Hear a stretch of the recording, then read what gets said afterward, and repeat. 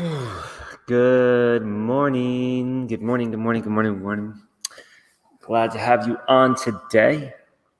For those of you joining the first time, my name is Ian Gray. I'm leading the Global Harmonization, a practice I do every single morning at 7:30 a.m. Central Standard Time to really calibrate my vibe, making sure that I start off the day bright and sharing this with the world so that others may join with me in tuning the internal frequencies to the frequencies of love or light or greatness or courage or peace, all really the same expressions or same things, just expressed in a different way. So there's been something I've been doing for a few months now, creeping up on a year. It's coming quick, it seems like. And 2019 is coming to a close. Been a stellar, amazing year for me. And it's really started to kick into high gear of major just flow. There's really this beautiful flow started when I started doing this harmonization practice every single morning. I had other methods and stuff that I was doing, all which I really enjoyed. They were great for the time. And then circumstances and conditions came to be to actually share this practice with you. So typically what happens is I usually have something to come in the sphere to just share with the world, something to help people tap into their heart or maybe know something a little bit on a deeper level. And something will come in, some distinctions that I usually will share and then drop into a meditation that includes that. I wouldn't say it's around that because the meditations are very unique in that they literally are calling in a certain vibration into the body, and everything starts as vibration.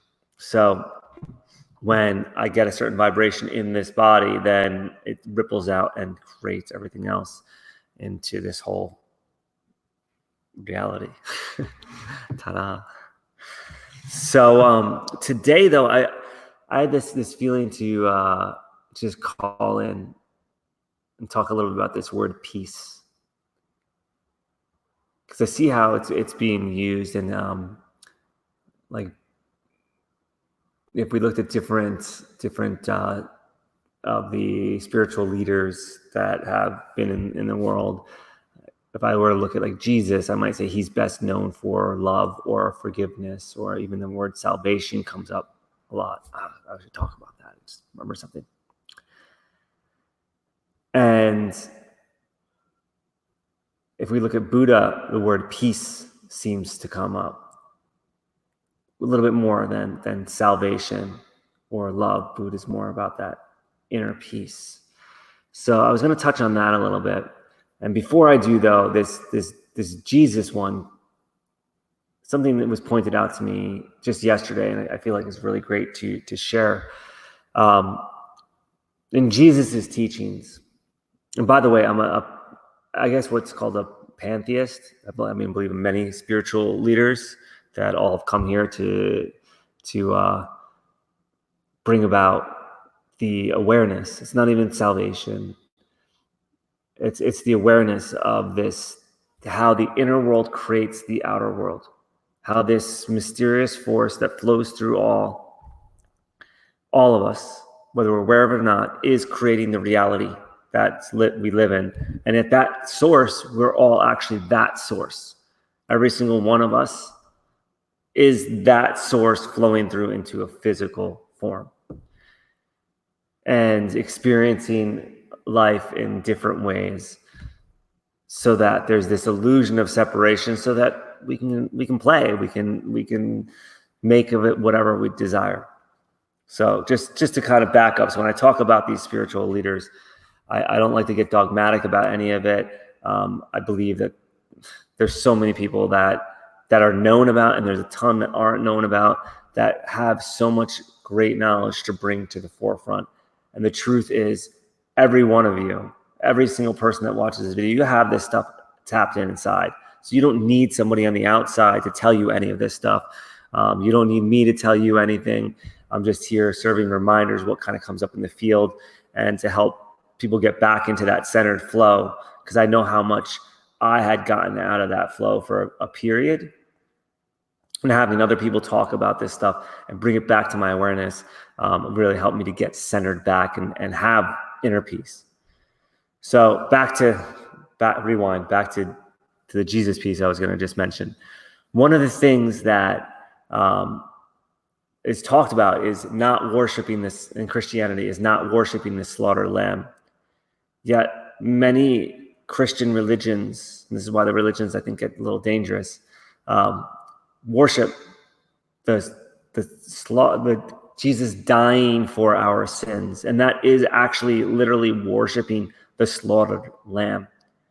And Jesus says not to do this. Don't slaughter the lamb or worship the slaughtered lamb. That's the icon. That's the icon. That's the thing that somebody worships that's outside of themselves. And Jesus always talked about worshiping it inside. Go inside. The body is the temple. So that just popped up. I think it was really important to just share and just consider that. Like, worshiping the man on the cross is worshiping the slaughtered lamb.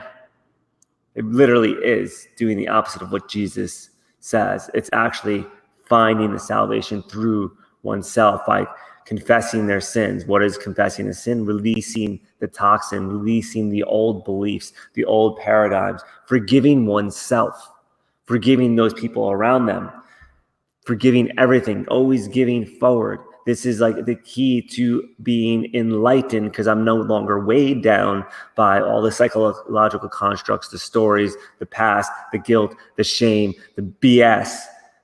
So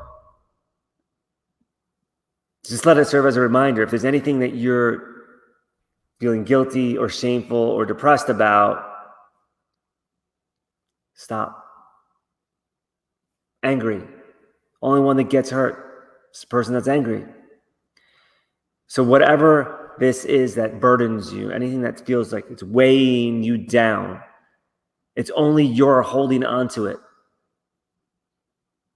And I'll go back to first person, because I like to speak in first person and just take full responsibility for it in my awareness, right? So I know that when I used to be angry or frustrated or irritated or depressed or feeling shame or guilt, it was me that was creating it all. It was me that was creating it all. And then I believed it to be true. And then I took it into every single relationship, into every activity. And it wasn't until I started releasing this, and this may mean through conversation. This is why confession in Christianity is so good, because it's actually just saying, I did this, and being told you're forgiven. And then they give you a little token to release it. It's a cool little thing. It's not how I was taught confession was about. I was always scared about confession. So if you've got a partner that you're holding on to something with, bring it to light. All that unspoken stuff, bring it to light. Tell what's really going on inside. Bring it to light so that it can be released. You can do this on your own. You can do it in the meditation. We're going into a new year here. We're going into a new year, 2020, perfect vision. All right, that's what 2020 represents. So don't bring any baggage with you. Just release it. Like, I forgive you for whatever you've done. Just know that. I don't know if it makes a difference to you, but I forgive you for whatever you've done. You're completely whole and complete in who you are. So back to my main topic that I was going to talk about today. We'll do that for a minute or two here. This word peace. And thank you, by the way, for chiming in. Right, it's all in the flow. Yes. I don't know who it is, because the StreamYard only shows me Facebook user, but thank you for chiming in. I do appreciate it. So in this word peace, in the mid-12th century, it started being used for freedom from civil disorder, right? So there's either peace or there's war, and it's usually, even today, actually contrived of those two things.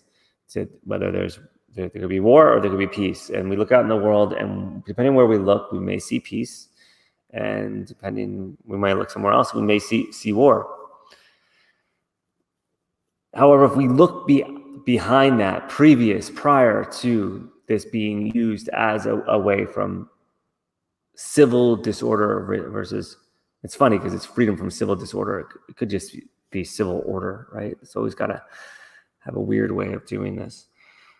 It comes from Old French of pies, peace, reconciliation, silence, permission. We go beyond that, modern French.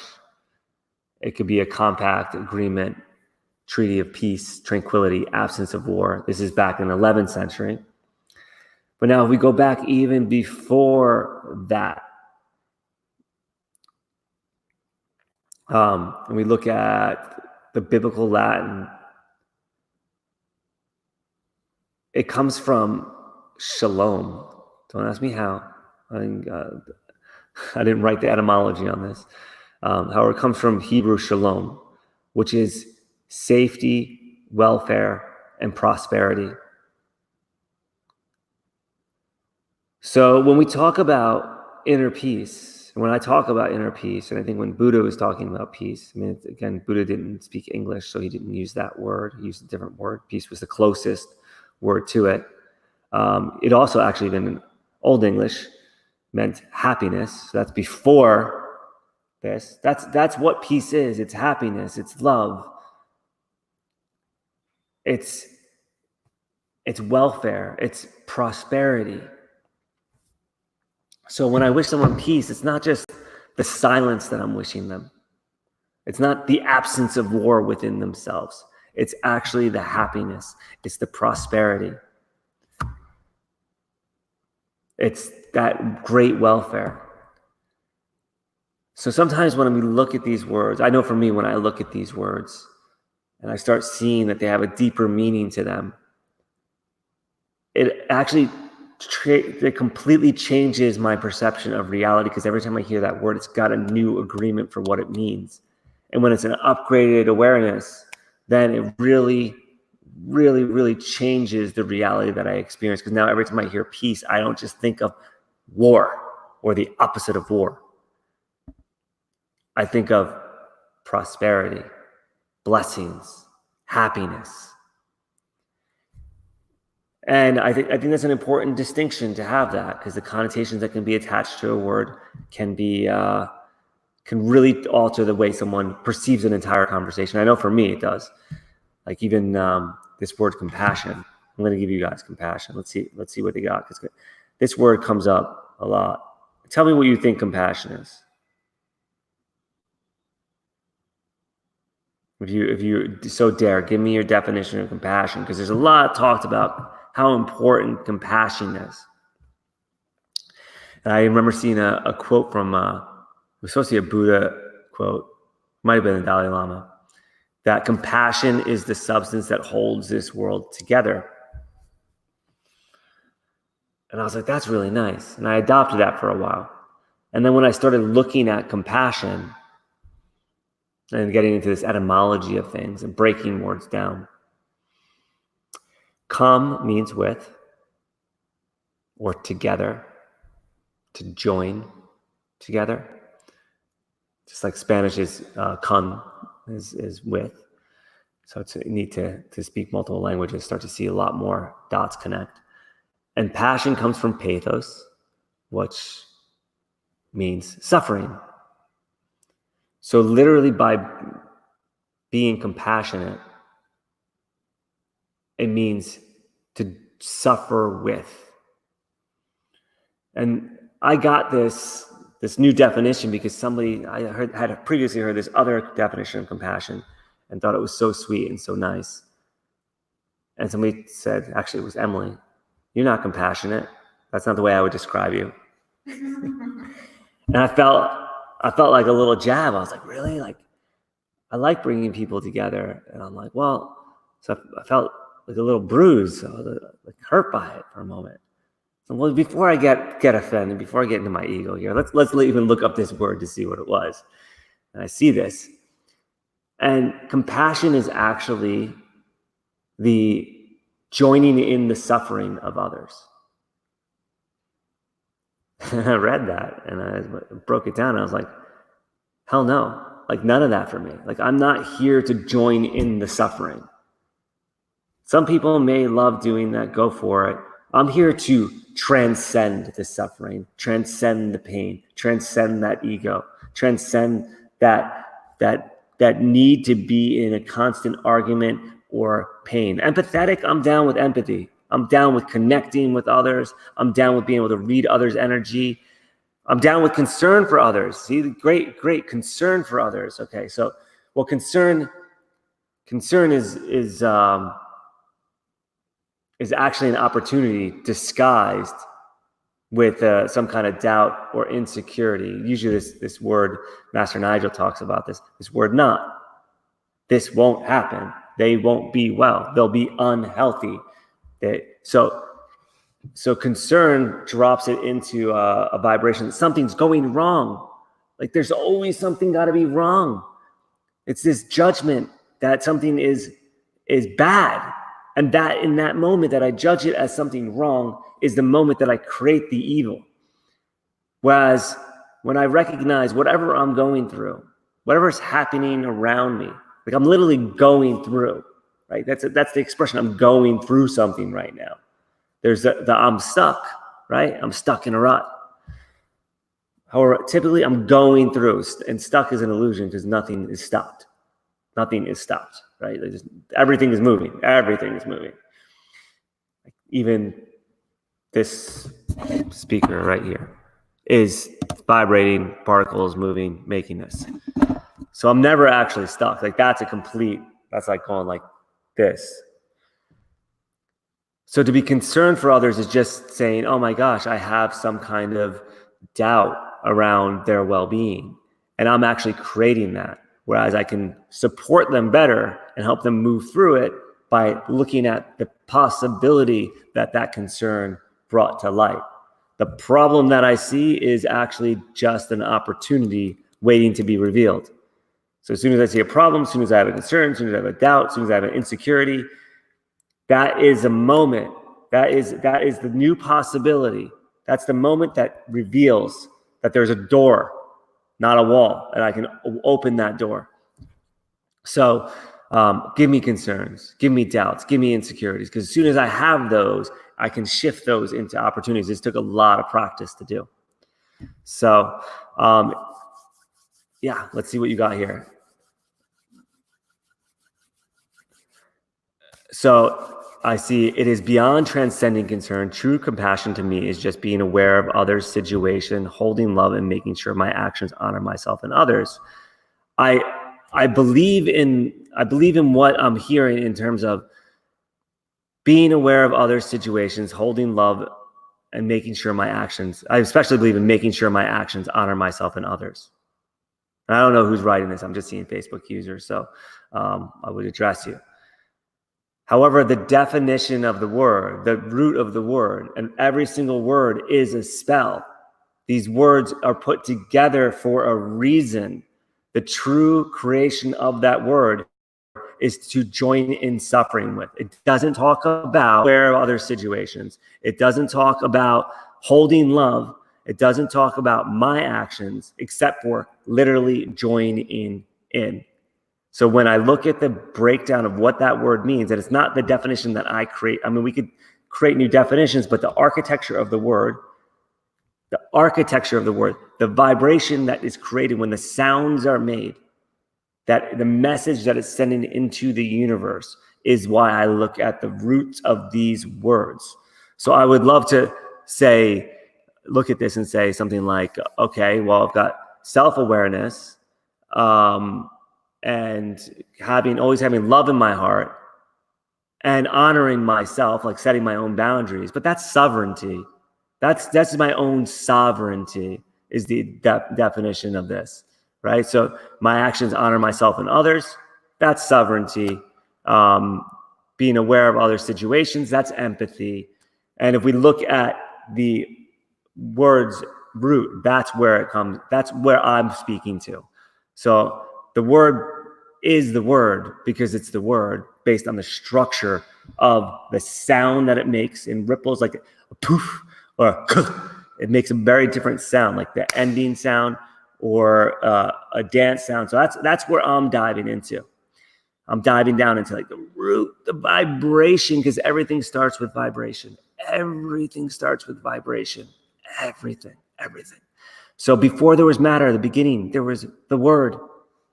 And the Word created all of this. Angels sung this into existence. And then at some point, then these beings forgot they were angels and they started becoming more animalistic and human-like. And they stopped singing and they started arguing at some point. And they started using these words. And then it got erased what the words really meant. And blinders got put on people.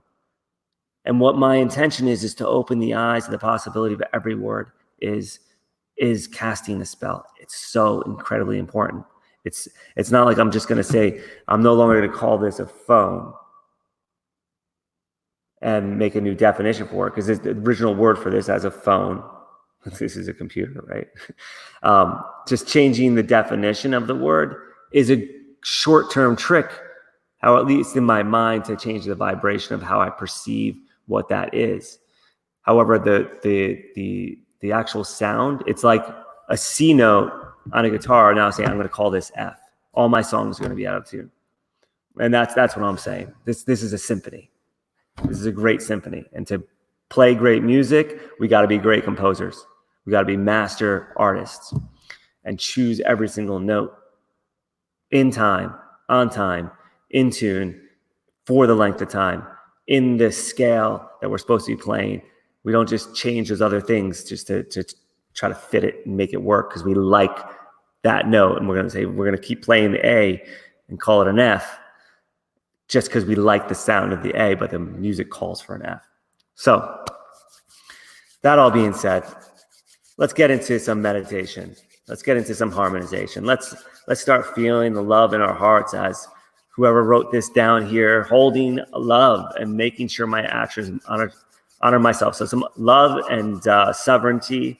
They close our eyes and I feel a lot of energy today. So I'm rubbing these hands together. Maybe it's the liver gallbladder cleanse I'm doing.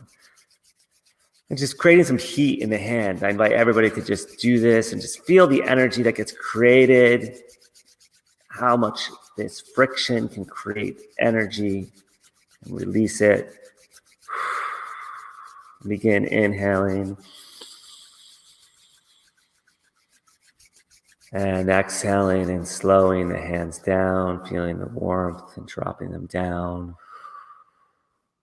And keep my hands connected as such, fingertips connected as they're down so that the meridians are having the pulse of energy through them, and rolling the shoulders back, head back, chin back, making sure the crown of the head is reaching towards the sky, almost feeling a little opening in the back of the neck. And begin breathing in through the nose, filling the belly and filling the chest and holding at the top for a moment.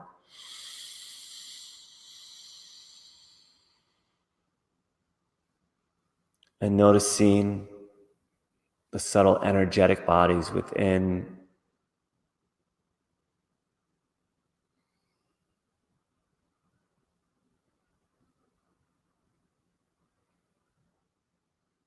And releasing.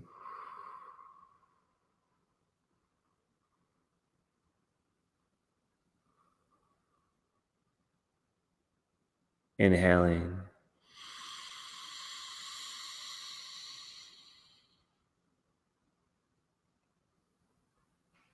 Holding the breath at the top. Just observing the calmness within, the silence.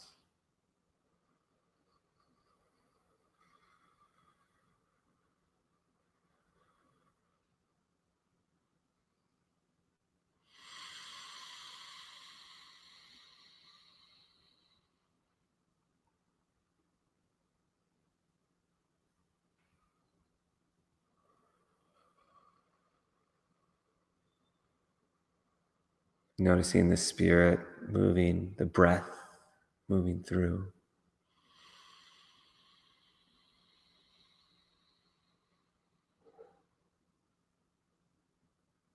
Noticing with that calm, that peace is pure happiness. Clean canvas, blank slate.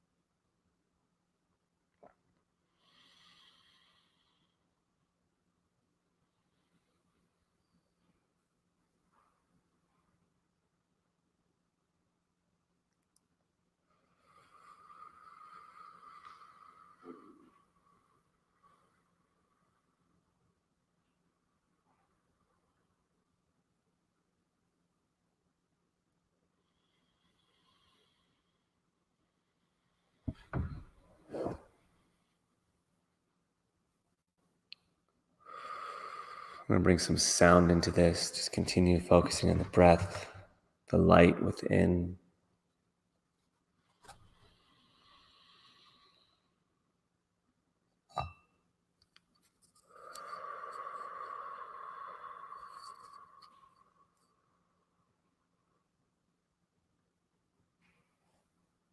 Each breath filling the heart with more light.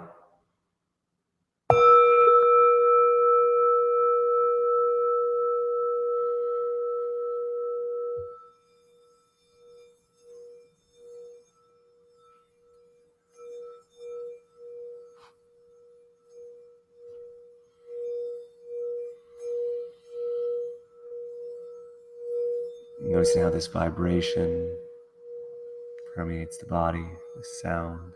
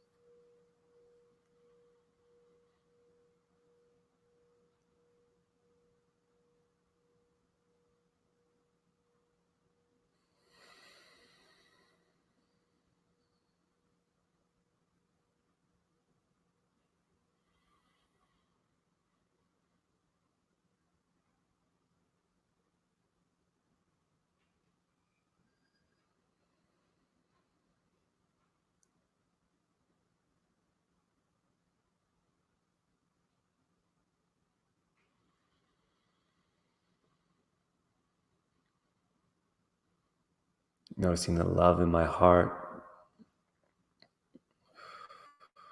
coming from infinite depths, permeating every single cell of my being.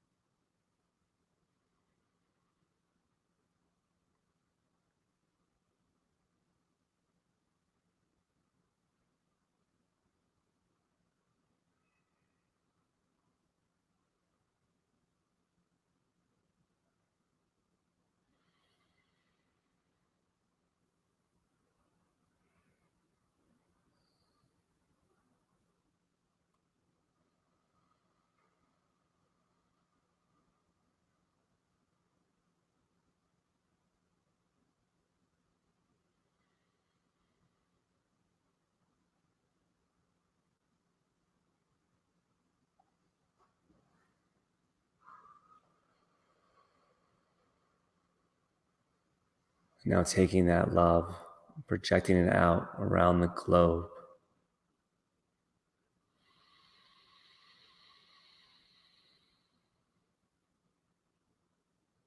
Mothering Earth with this love.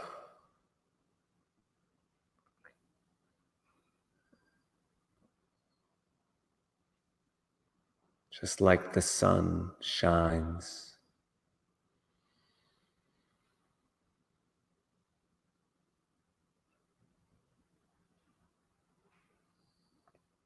Giving love to all beings.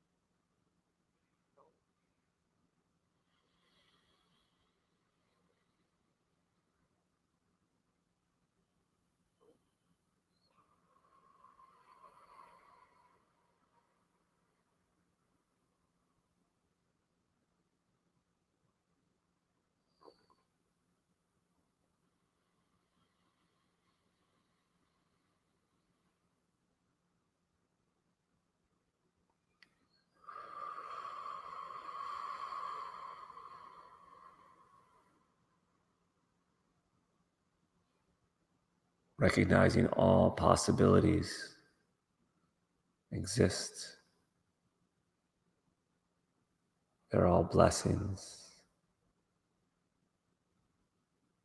all love.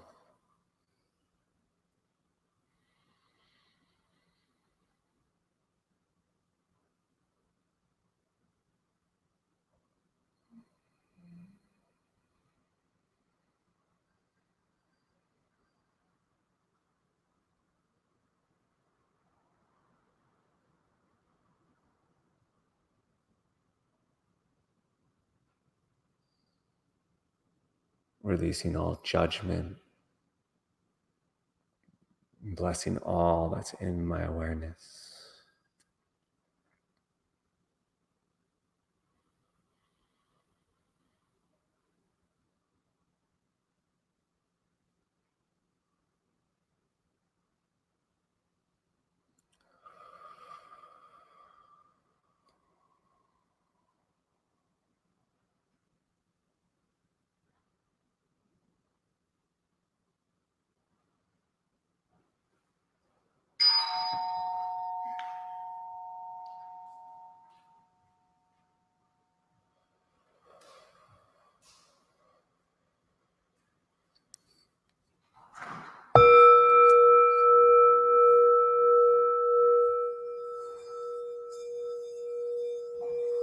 Having this vibration continue to move through each cell, optimizing the body.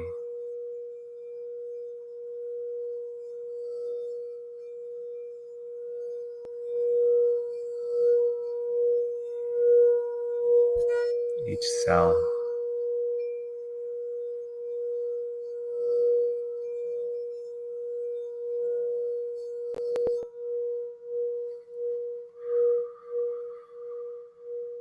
bringing the hands to prayer position in front of the heart, pressing them together and breathing in deeply.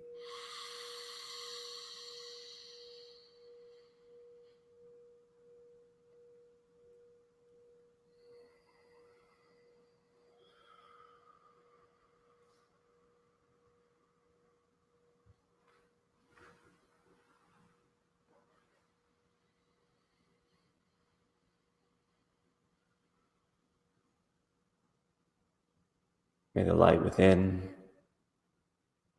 project on all that comes into awareness.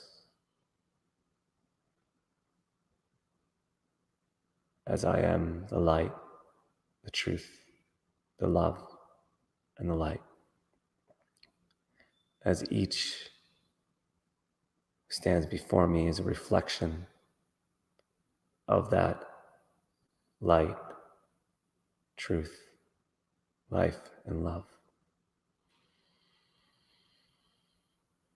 Each person before me, each thing that I observe is merely a reflection of my own projection.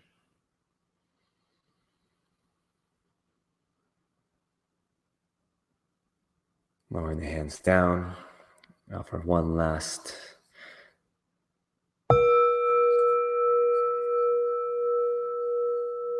moment.